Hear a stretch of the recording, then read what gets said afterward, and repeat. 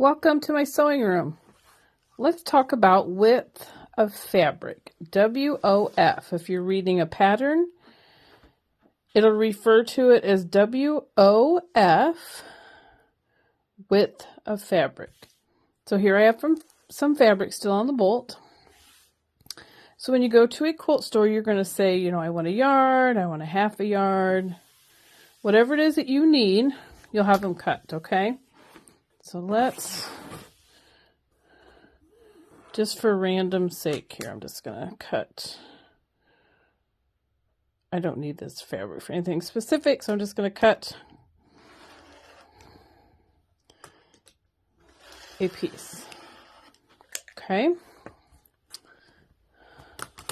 So let's say you're reading a pattern and it's asking you to cut 2.5 inch strip by the width of fabric. Okay. So your width of your fabric is going to be how wide your fabric is. Majority fabrics range, depending on manufacturer, anywhere from 42 to 44 widths. Sometimes maybe a 45. So I just opened up this piece that came off the bolt. This entire piece open is my width. Okay. So I got this piece cut off here. We are going to, whenever you get ready to start, always square up your edges. Just get a straight edge.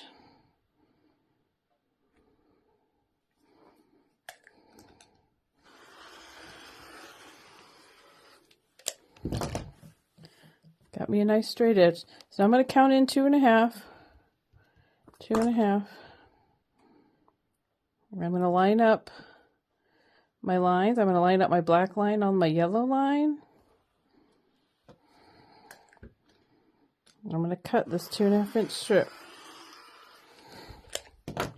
Now I have a 2.5 inch strip, the width of my fabric, which is the whole thing, opened. So that's what it's referring to when you read a pattern and it says width of fabric. Now let's take this a step further. Say you're getting ready to, say your pattern says cut 2.5 inch strip width of fabric, then subcut that 2.5 inch strip into 2.5 inch squares. So you'll lay your strip the other direction. Okay. Got my strip laid out here. I'm going to clean up my edge first.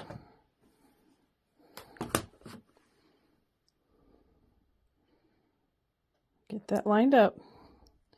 Lining up along this first line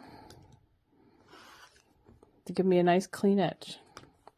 Now I'm going to come in 1, 2.5.